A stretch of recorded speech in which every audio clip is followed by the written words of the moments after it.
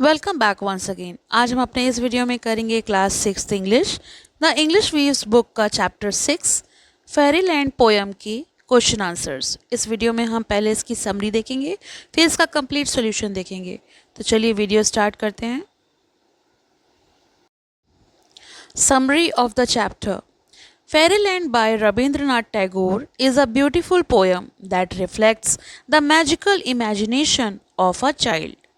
तो फेरीलैंड जो कविता है वो रविंद्रनाथ टैगोर ने लिखी है, उनके द्वारा रचित है और ये एक सुंदर कविता है जो एक बच्चे की कल्पना शक्ति और उसकी मासूम दुनिया को दर्शाती है। The speaker, a child, describes a fantasy land और world where there is a grand king's palace made of silver walls and golden roofs. तो स्पीकर जो है वो एक बच्चा है।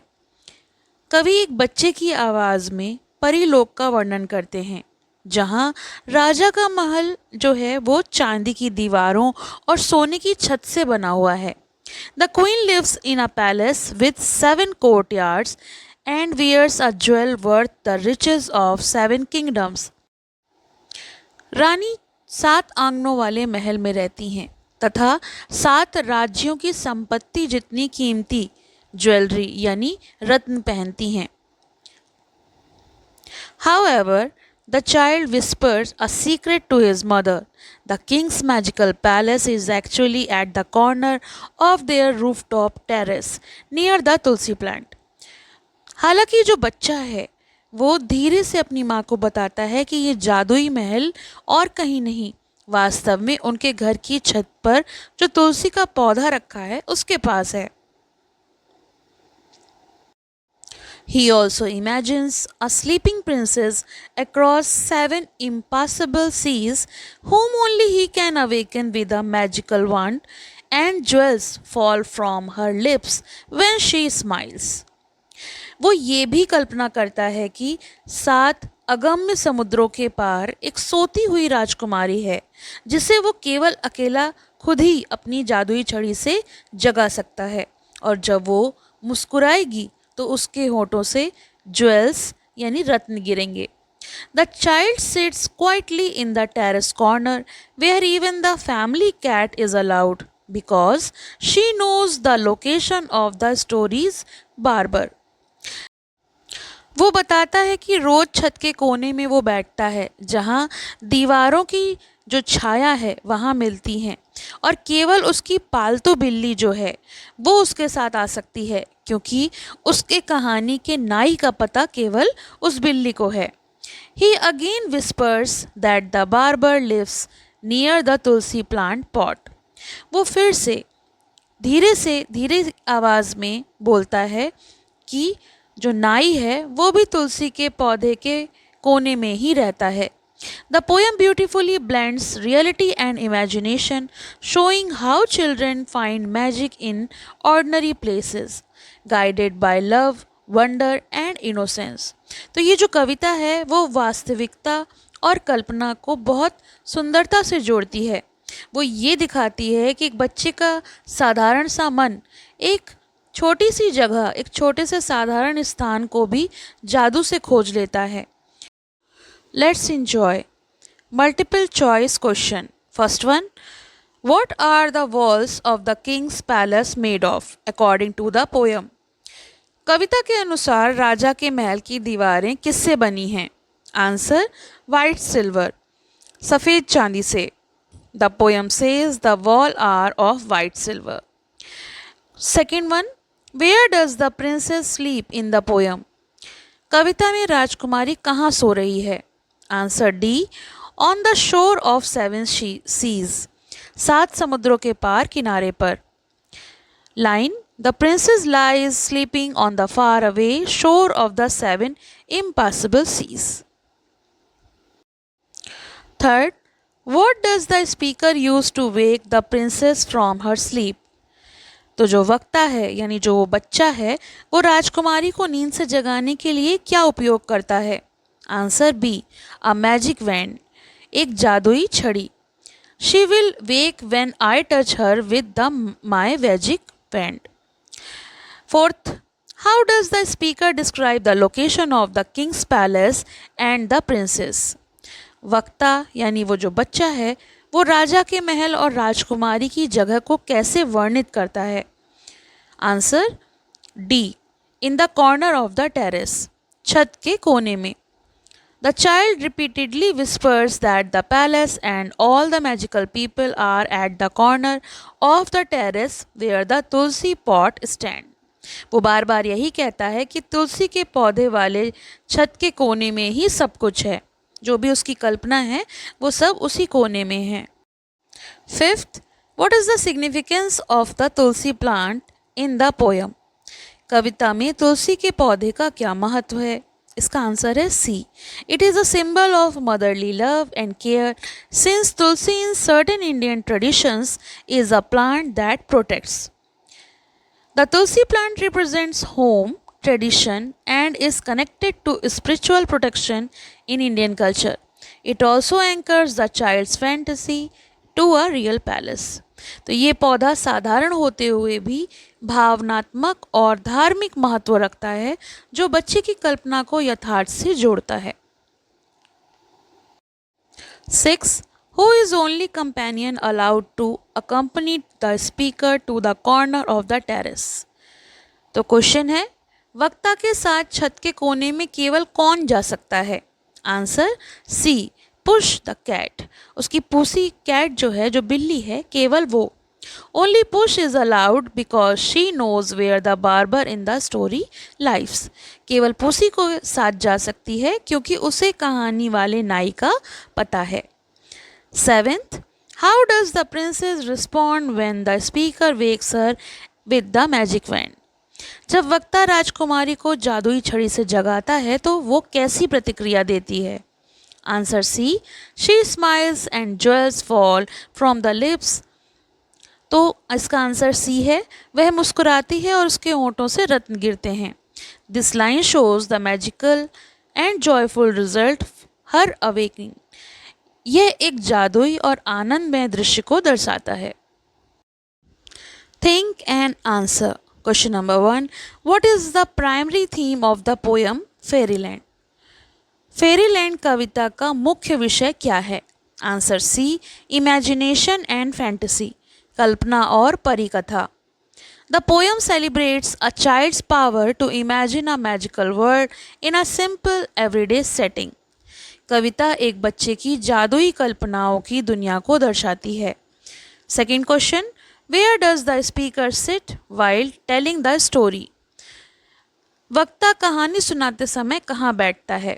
Answer, in the corner of the terrace where the walls shadow meet. तो इसका सही आंसर है वो छत के कोने में जहाँ दीवारों पे परछाइयाँ मिलती हैं वहाँ बैठता है. The child says, I sit in the corner where the shadow of the walls meet together. Third, why does the poet say that the speaker sits where the shadow of the walls meet together? तो प्रश्न 3 है, कवि कहते हैं कि वक्ता जहाँ दीवारों की छायाएं मिलती हैं वहाँ बैठता है, लेकिन ऐसा क्यों है? Answer D, when the shadows meet, imagination is kindled. क्योंकि वह छायाएं जब मिलती हैं तो कल्पना जागती है. Shadows represent mystery, stillness, and the magical space where reality blurs into imagination. छाया रहस्य और कल्पना को जन्म देती हैं, इसलिए ऐसा कवि ने कहा है. Question number 4. How does the speaker describe the appearance of the king's palace and queen's jewel in the first stanza of the poem?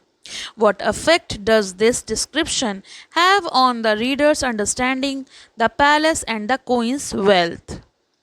तो पहले पद में वक्ता राजा के महल और रानी के आभूषणों का वर्णन कैसे करते हैं?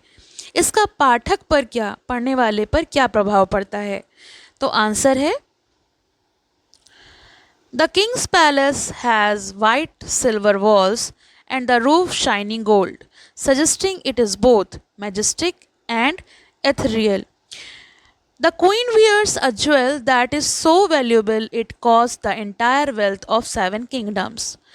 तो राजा का महल सफ़ेद चांदी की दीवारों और चमकते सोने की छत से बना है। रानी एक ऐसा रत्न पहनती हैं जिसकी कीमत 7 राज्यों की सारी संपत्ति के बराबर है। This exaggeration helps readers understand the palace and the queen's treasure exist in a fantasy world full of wonder and unimaginable richness. तो ये जो भव्य वर्णन है इससे पढ़ने वाले को ये समझ में आता है कि ये एक जादुई और कल्पना लोक की दुनिया है जहाँ सब कुछ अनुपम और दुर्लभ है। Question number 5. Why does the speaker say that the seas beyond which the princes exist are impassable? What message does he seem to be communicating about himself and the princess?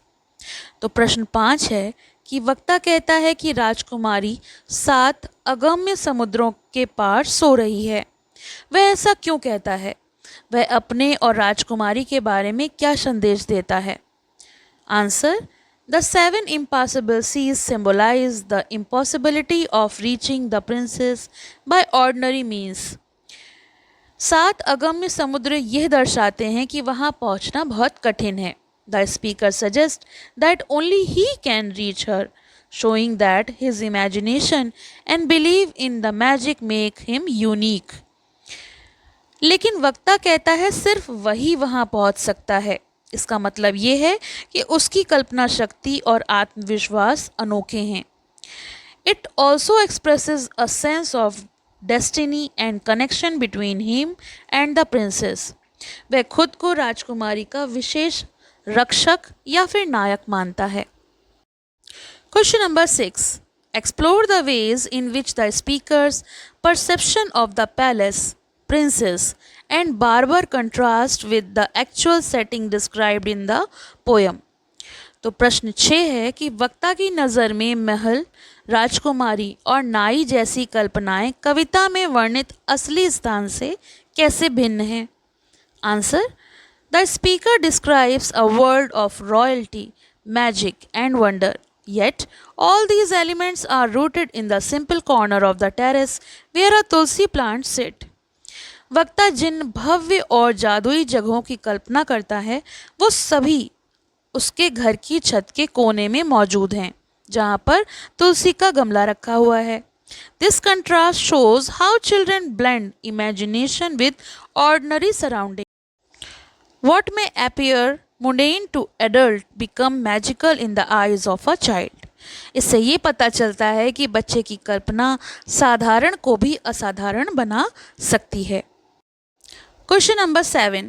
How does the relationship between the speaker and their mother influence the themes of the poem, particularly the shared secrets and the idea of a hidden world on the terrace? प्रश्न 7. वक्ता और उसकी माँ के बीच के संबंध कविता के विषयों को कैसे प्रभावित करते हैं, विशेषकर साझा रहस्यों और छत पर छिपी हुई दुनिया को लेकर?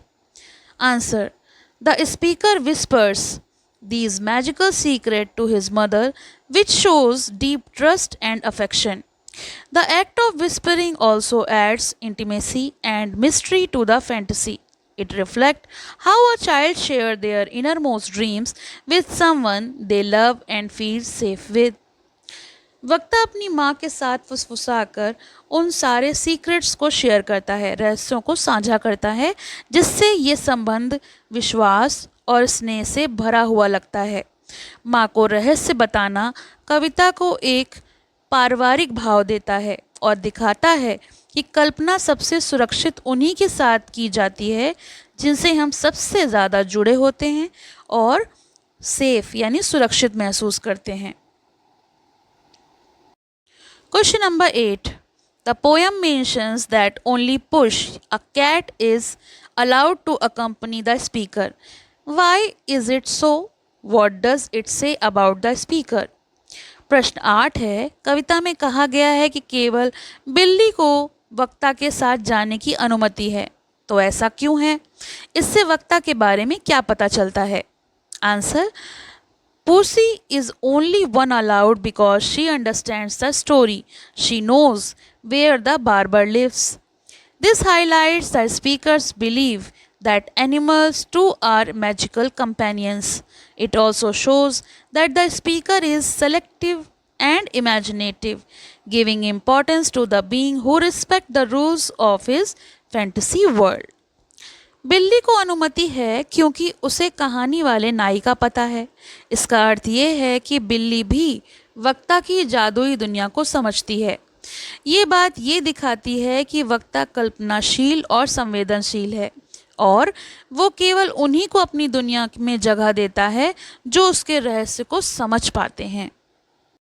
Question number 9. If you were to write a continuation of this poem, how might you describe the interaction between the speaker and the princess after waking her with the magic wand?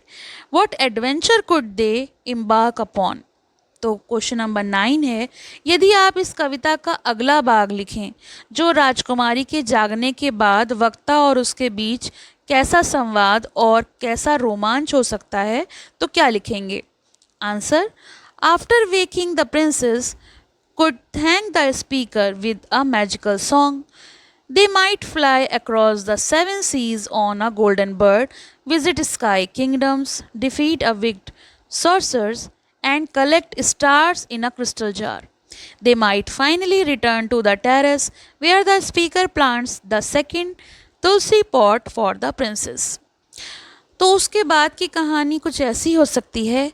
राजकुमारी वक्ता को धन्यवाद करती और कहती कि वह वर्षों से उसका इंतज़ार कर रही थी। फिर वे दोनों 7 समुंदर के ऊपर उड़ते और सितारों को भरकर महलों में जाते, जादूगर से लड़ते और इंद्रधनुष के पुल पर चलते हुए अपनी छत पर लौट आते।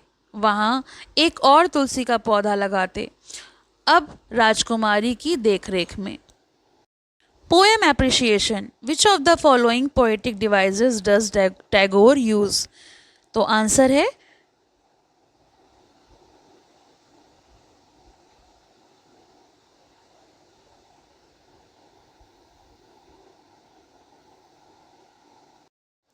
Question number 2. The word jewel or jewels is used twice in the poem.